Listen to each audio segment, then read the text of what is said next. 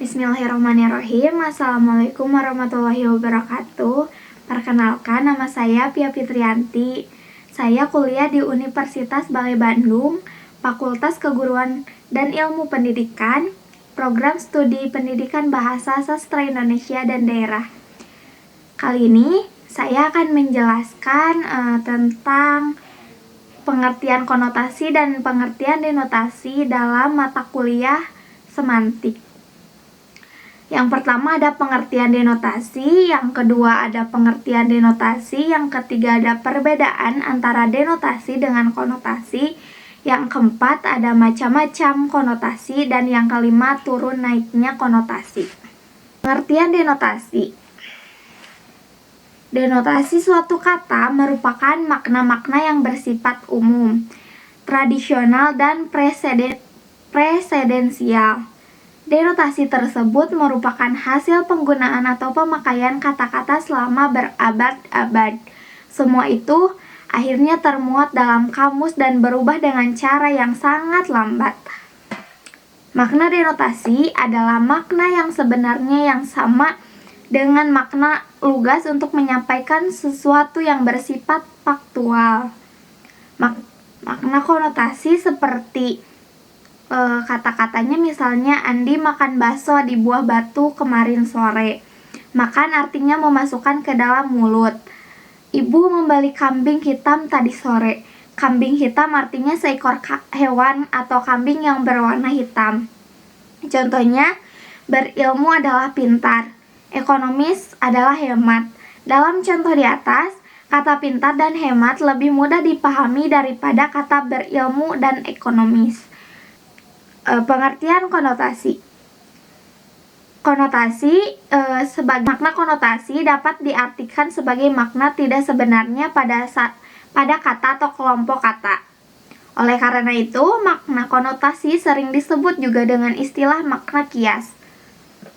Contoh katanya seperti dalam peristiwa itu dia dijadikan kambing hitam, atau kambing hitam bermakna orang yang dipermasalahkan. Anak itu berangkat besar ketika ayahnya pergi ke Jepang, atau berangkat bermakna beranjak atau mulai menjadi. Bunga desa itu sudah menjadi karyawan bank, atau kata bunga desa bermakna sesuatu yang dianggap cantik. Perbedaan antara makna denotasi dan konotasi. Makna denotatif suatu kata sering kali diperluas atau direntangkan dengan makna konotatifnya, suatu makna yang ditambahkan atau suatu makna tambahan yang secara tidak langsung oleh kata tersebut. Sebagai lawan dari denotasi, makna konotasi, suatu kata merupakan lingkaran gagasan dan perasaan yang mengelilingkan kata tersebut, serta emosi yang ditimbulkan oleh kata tersebut. Setiap sinonim bagi kata penjara berikut ini mengandung suatu konotasi tertentu. Penjara artinya tutupan, tahanan, lembaga pemasyarakatan, bui, terungku, kurungan. Konotatif ini dapat juga mengandung berbagai ragam pengalaman dalam kehidupan, bahwa setiap sinonim bagi kata laki-laki berikut ini mengandung konotasi khusus sebagai tambahan terhadap denotasinya. Laki-laki itu yaitu pria, suami, ayah, putra, pakcik, paman, saudara, jejaka, kakek, duda, cowok, jantan, bujang, dan tuan.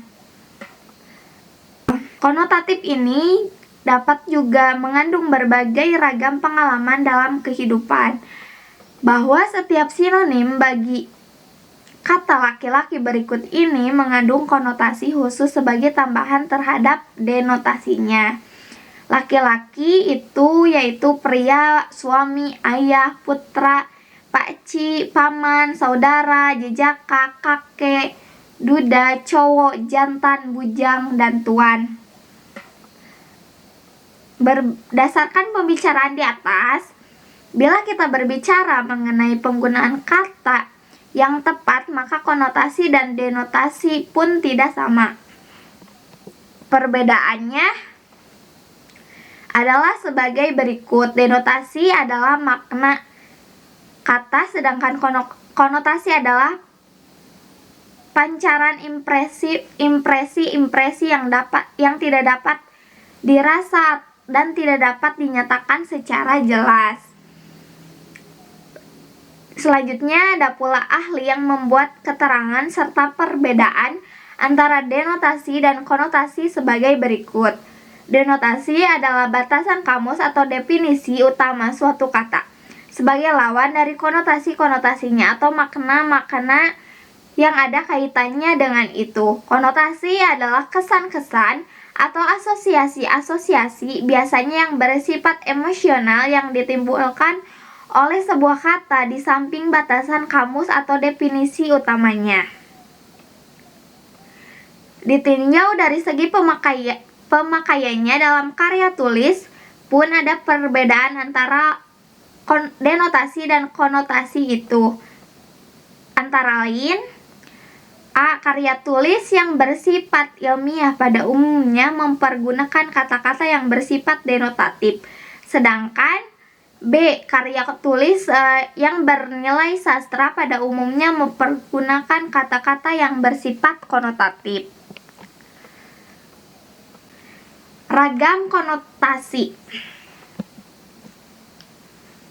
Ragam konotasi. Sekarang kita akan memperbincangkan ragam konotasi yang terdapat dalam bahasa Indonesia yang kita pergunakan sehari-hari. Bahwa seseorang itu di satu pihak berdiri sendiri dan di pihak lain adalah masyarakat. Oleh karena itu, konotasi pun ada yang bersifat individual dan ada pula yang bersifat kolektif. Konotasi individual adalah nilai rasa yang hanya menonjolkan dan hanya untuk perseorangan, sedangkan konotasi kolektif adalah nilai rasa yang berlaku untuk para anggota atau golongan masyarakat. Konotasi dapat juga disebut sebagai nilai rasa.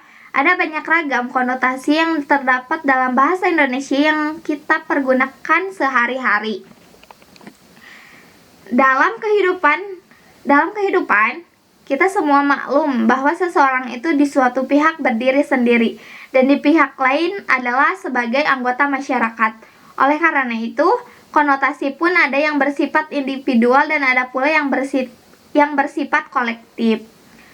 Konotasi kolektif dapat digolongkan kepada beberapa macam, yakni konotasi baik yang mencakup satu konotasi tinggi dan konotasi ramah. Dan ada pula konotasi tidak baik yang mencakup konotasi berbahaya, konotasi tidak pantas, konotasi kasar, konotasi keras, dan ada konotasi netral atau biasa yang mencakup konotasi bentukan sekolah, konotasi anak-anak, konotasi hipokoristik, dan konotasi bentuk-bentuk nonsens.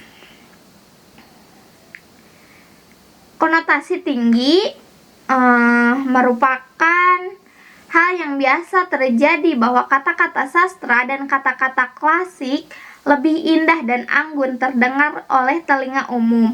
Oleh karena itu, tidak perlu heran bahwa kata-kata seperti itu mendapat konotasi atau nilai rasa tinggi. Di bawah ini ada sejumlah kata yang mengandung nilai rasa tinggi yang berada di sebelah kiri. Misalnya, aksi, artinya gerakan. Aktif, yaitu giat, bahtera, perahu kapal, cakrawala, lengkung langit, ceramah, pidato membicarakan sesuatu hal, dirgantara, udara, awang-awang, dan lain-lain. Konotasi ramah. Dalam pergaulan dan pembicaraan kita sehari-hari antara sesama anggota masyarakat, biasa kita pakai bahasa daerah ataupun dialek untuk menyatakan hal-hal yang langsung berhubungan dengan kehidupan. Dengan demikian terjadilah bahasa campuran yang kadang-kadang terasa lebih ramah daripada bahasa Indonesia. Sebab dalam hal ini kita merasa lebih akrab, dapat saling merasakan satu sama lain tanpa terasa adanya kecanggungan dalam pergaulan. Dari hal tersebut maka dipakailah kata nenek.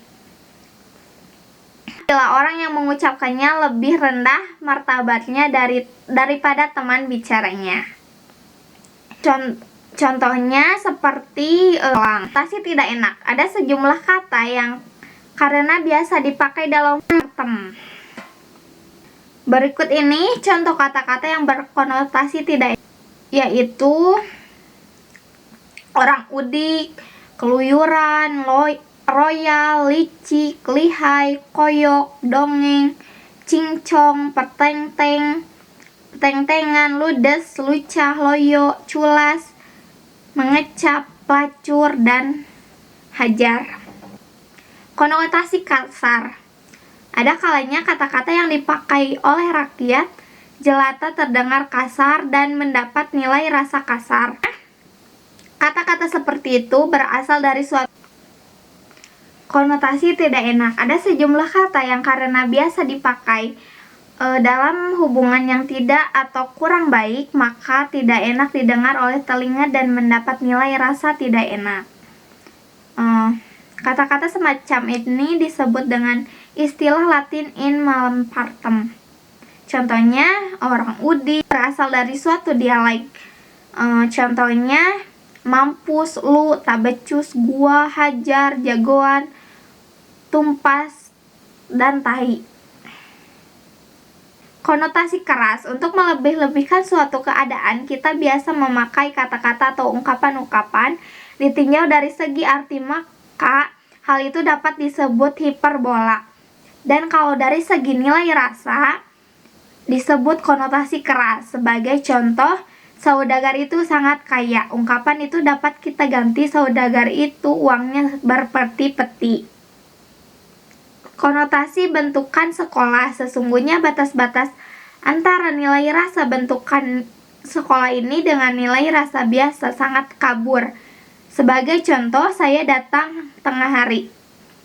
Maka orang terpelajar yang telah berkecimpung di sekolah beberapa tahun akan mengatakan saya datang pukul 12 tepat siang.